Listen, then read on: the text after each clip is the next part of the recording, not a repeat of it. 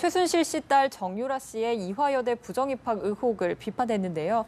이처럼 수백 명의 교복 부대가 도심에 나온 것은 최근 몇 년 동안은 찾아보기 힘들었던 모습입니다. 네. 억압적인 공교육과 또 입시 제도로 거리에 나섰다고 얘기를 했지만 이러한 분노를 폭발시키게 된 계기라고 한다면 당연히 정유라 씨였던 거죠. 이화여대 부정입학 의혹 때문인데요. 모든 학생들에게 경쟁을 강요하고 있는 이러한 입시 제도 상황에서 어머니의 후광으로 대학에 입학한 사람이 있었다라는 사실이 이런 사회에 대한 분노를 표현하게 된 것 같습니다. 또 대학생과 청년들 역시 마찬가지입니다. 전국 69개 대학의 총학생회가 모인 전국 대학생 시국회의가 오늘 집회에 참석했는데요. 주중에는 각 대학교에서 산발적으로 이루어졌던 시국선언을 오늘과 같은 경우에는 함께 모여서 이제 집회에 참석한 것으로 보입니다. 네, 이 많은 시민들이 참가하다 보니까 이 안전사고 등도 우려가 되는 부분인데요. 오늘 또 이 도심 행진 중에 흉기를 든 남성이 야권 의원에게 달려들기도 했다는데 어떻게 된 겁니까? 네, 오늘 집회 행진 중에는 두 건의 이제 사건이 지금까지 파악이 되는데요. 촛불 집회에 참석한 뒤에 행진에 나섰던 야당 의원들에게 흉기를 든 남성이 달려들다가 현장에서 체포됐습니다. 오후 7시 5분쯤이었고 종로구 종로 3가 귀금속 도매상가 인근의 도로에서 발생한 일이었는데요. 네. 노회찬 원내대표와 이정미, 윤소화 의원 등 정의당 지도부 앞을 향해서 이 남성이 다가섰던 겁니다. 이 흉기로 위협했던 남성은 허리 통증을 호소해서 지금은 병원으로 이송된 상태고 경찰은 신원을 확인하고 추후 범행 동기와 이유 등 경위에 대해서 확인할 방침입니다. 또 정의당 지도부 중에서 현재까지 다친 사람은 없는 것으로 확인이 되고요. 또 보수단체 회원이 집회에 참가한 여고생을 때린 사건도 있었습니다. 보수성향단체인 엄마부대의 대표 63살 주모 씨가 폭행 혐의로 연행된 건데요. 오늘 오후 5시 20분쯤 발생한 사건입니다. 종로구 교보문고 앞에서 발생했고 16살 김모 양이 맞았는데 이 주 씨는 경찰 조사에서 김 양이 자신을 카메라로 촬영했다는 점을 때린 이유로 진술했습니다. 네, 이렇게 많은 시민들이 참여하다 보니까 방금 말씀하신 것처럼 몇 가지 사건들도 있었는데요. 앞서 시위대 행진에 대해서 경찰이 교통 혼잡을 이유로 좀 금지를 통보를 하기도 했었는데 오늘 경찰과 시민의 충돌 또 어떤 것들이 있었나요? 네, 오늘 집회 같은 경우에는 많은 시민들이 참석할 것으로 예상됨에 따라서 경찰과의 충돌이 가장 우려됐습니다. 또 말씀하신 것처럼 행진에 대한 그 금지 통보를 내렸기 때문에 행진하는 도중에 경찰과 시민 간의 무력 충돌이 있을 것으로 예상이 되기도 했는데요. 다행히도 그런 일은 발생하지 않았습니다. 이 시위대가 예상했던 행진로는 두 개 방향입니다. 종로 2가에서 안국 로터리를 거치는 길과 을지로 3가에서 시청 방면을 거쳐서 인민미술관으로 돌아오는 두 개의 방향이 행진로였는데요. 하루 전에 경찰은 도심 집회 요구에 대해서 두 길 모두에 대해서 교통 혼잡을 이유로 통행 불가를 통보했습니다. 하지만 오늘 집회가 열리기 바로 직전에 이 법원에서 참여연대가 청구했던 금지 통보 집행정지 신청에 대해서 받아들였는데요. 결과적으로 시민단체가 집회 행진을 할 수 있도록 허용한 겁니다. 재판부는 경찰 처분으로 집회 시위가 금지될 경우에는 자발적으로 시민들이 이 시위에 참가했는데 국민 표현의 자유가 위축될 수 있다라는 이유를 들었는데요. 이 이유 이외에도 신청인 측이 교통 불편을 줄이기 위해서 300명의 질서 유지인을 배치할 계획을 세우고 있고 또 사건 집회 일주일 전에도 비슷한 집회를 열었음에도 이러한 교통 혼잡은 없었다는 점을 이유로 들었습니다. 경찰 역시 이 법원의 결정이 나온 뒤에 이를 존중하겠다고 밝혔고 때문에 시위대와의 충돌 없이 유연하게 대처하겠다는 입장이 지금까지는 이어지고 있습니다. 그렇군요. 박근혜 대통령이 대국민 담화를 발표하고 두 번째 사과를 했음에도 불구하고 지난 주말보다 집회 규모가 상당히 많이 늘었습니다. 아직 민심을 달래기엔 좀 미흡했다라고 봐야 되겠습니까? 네, 시민들의 분노가 대국민 담화 이후로 수그러들었기보다는 오히려 더 격해지는 모양새가 오늘 집회를 통해서 좀 표현됐다고 볼 수 있을 것 같은데요. 참가 인원만 보셔도 지난 주말과 같은 경우에는 참가 신고 인원이 2,000명 수준이었습니다. 오늘은 3만 명으로 15배 정도가 되고요. 오늘 실제 집회에 참가한 주최 측 추산 인원을 보면 지난 주말의 경우 10,000명이었지만 이번 주말은 20만 명까지 20배가 늘어난 거죠. 네. 경찰 추산의 경우에도 오늘 4만 5천 명이 참석한 것으로 보입니다. 현 정부에 대한 불만을 나타내는 발언이 이어졌고 또 국민이 주인이 되는 나라에 대한 의미를 실현하기 위해서 시민의 한 사람으로서 꼭 집회에 참석하고 싶었다는 의견을 전하는 분들도 있었습니다. 또 앞서 숨진 고 백남기 농민이 41일 만에 장례식을 오늘 치르게 됐죠. 오늘 오후 연결식이 광화문 광장에서 열리면서 더 많은 시민들이 이 연결식에 참여한 뒤 집회까지 이어서 참여한 것으로 풀이됩니다.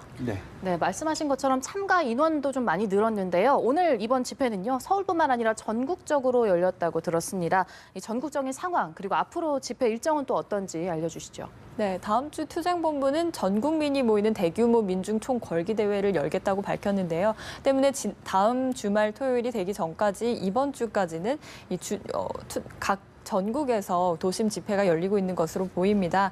때문에 서울 대규모 집회뿐 아니라 광주와 울산, 대구 등 각지에서 집회가 열렸습니다. 광주에서는 시민단체와 정당 관계자, 시민 등 3천여 명이 피켓과 구호를 들고 대통령의 퇴진을 촉구했고 청년단체와 대학생 등 광주 청년 학생 대회가 열리기도 했습니다. 제주에서도 두 번째 촛불 집회가 열렸고요. 이 주중에도 저녁마다 도심 집회가 이어지고 있는데요. 토요일 12일 대규모 민중 총궐기가 열리기 전까지 매 저녁마다 집회가 이어질 예정입니다. 네, 지금까지 박근혜 대통령의 퇴진을 촉구하는 광화문 집회에 대해서 자세하게 말씀 나눴습니다. 고맙습니다.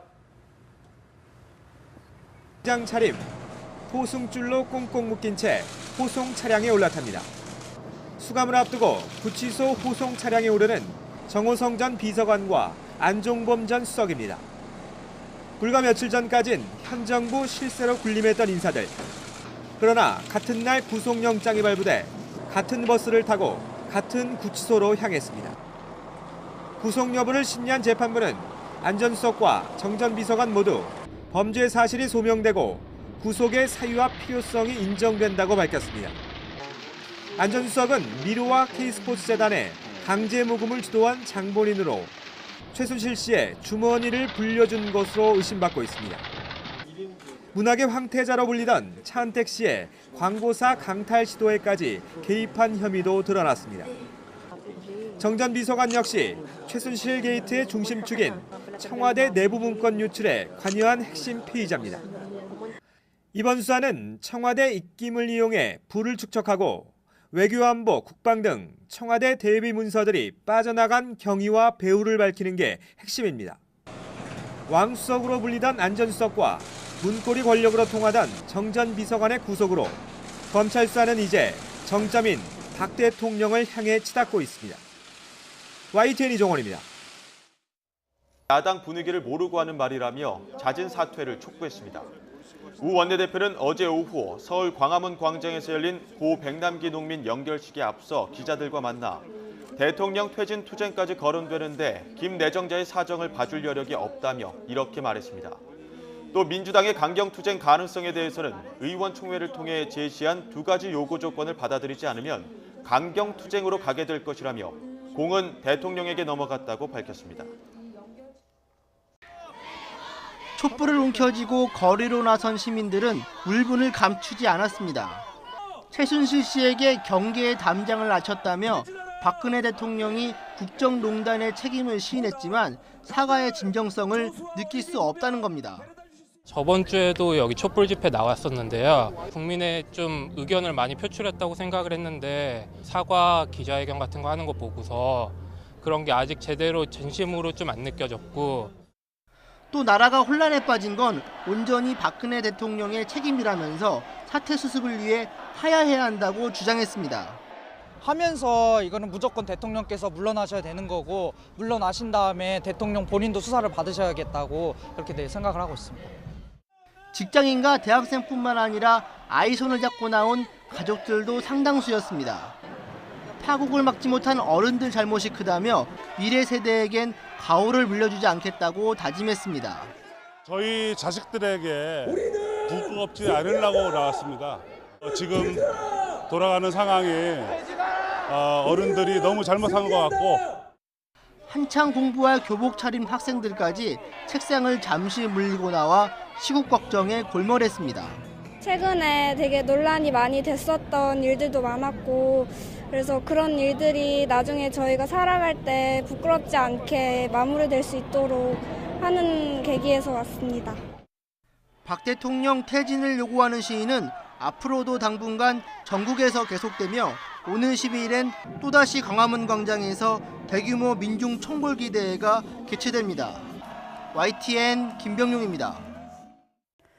중국발 스모그가 유입되면서 현재 서쪽 지방을 중심으로 미세먼지 농도가 높아져 있습니다.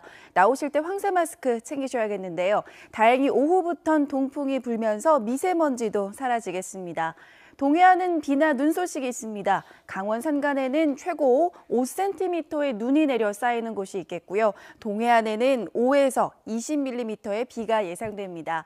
서쪽 지방에 계신 분들은 미세먼지와 함께 안개도 주의하셔야겠습니다. 짙은 안개로 인천과 또 광주공항에는 저시청 경보도 내려져 있습니다. 동해안은 비가 오고 있는데요. 오늘 동풍의 영향으로 동해안은 비나 눈이 내리겠고 그 밖의 지방은 구름만 많겠습니다. 낮 기온은 예년 기온을 조금 웃돌면서 선선하겠습니다. 다만 비가 오는 동해안은 어제보다 5도에서 10도가량이나 낮아져서 쌀쌀하겠는데요. 강릉이 10도에 머물겠고 서울은 17도, 대전도 17도, 광주 20도, 부산 17도까지 오르겠습니다. 절기 입동인 내일부터 모레 사이 전국에 가을비가 내리겠고요. 이후 수요일에는 서울 아침 기온이 영하 2도까지 내려가면서 기습추위가 찾아올 전망입니다. 지금까지 날씨 정보였습니다.